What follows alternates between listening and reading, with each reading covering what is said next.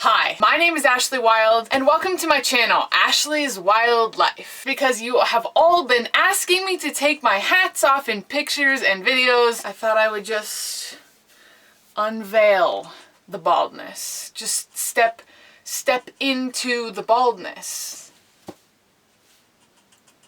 This week on the Gender Resources playlist, I'm going to talk about when you don't have to think about your gender. I'm really excited to be making this video because it's one of the rare videos on the Gender Resources playlist that is happy and positive and uplifting as opposed to neutral or challenging or upsetting. The reason that it feels video worthy to notice that I have found certain situations in which I don't have to think about my gender is because gender is that prevalent. It's something I'm thinking about all the time because somebody else with their nonverbal or verbal cues is either directly or indirectly communicating to me that my gender makes them uncomfortable, is invalid, isn't appropriate, or should somehow be expressed in another way. And those things make me feel good or bad? Bad. And they give me anxiety, which means when I'm getting this feedback from usually strangers, I feel anxious and I feel bad and I close in on myself and I become a less positive contribution to society because I don't feel like I can be me, and that sucks. So you can imagine, if that's my everyday experience, what it might feel like to get a chance to just release those experiences and bad feelings.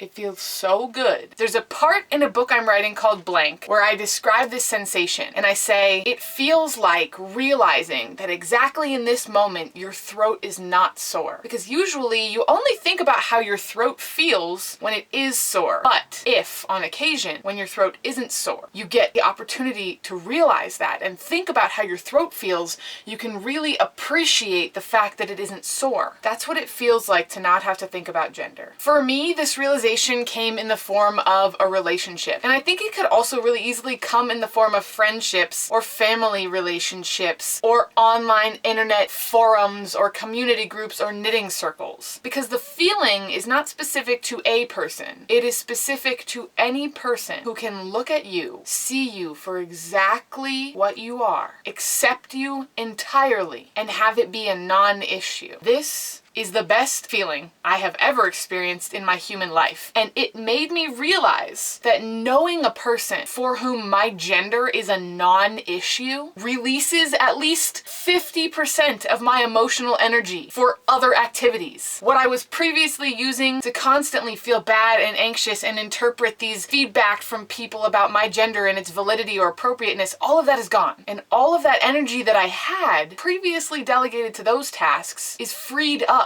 to be creative, to be thoughtful, to be fun, to be funny, to try new things, to grow as a person. And so I have come to the realization that for me in my personal life, nothing is more important than acceptance, full acceptance of who I am, how I show up, and what that means. Because in any situation where there is some failure for me to find full acceptance, my emotional energy goes back to processing everything about gender and all the reasons that it can be really difficult. And I lose the ability to more deeply engage with and connect with that person, that situation, that group, or that activity. I am my best me when I'm surrounded by people who let me be my best me without judging me. This is an exciting and happy video for me to make, and I hope that it makes you feel hopeful for a space or an experience where you're not thinking about your gender, or where you're not thinking about your ability status, or you're not thinking about your race or your sexuality or your citizenship status or any of the other things that take up your emotional processing energy. And the reason you're not thinking about them isn't because they don't matter, but instead because you are surrounded by people or situations who see you the person and not you the identity. And I hope it also inspires you to look for humanity in those around you. The best thing you can do for someone is accept them and allow them to be exactly who they are. Thank you all for watching. I'll see you next Monday. Bye-bye.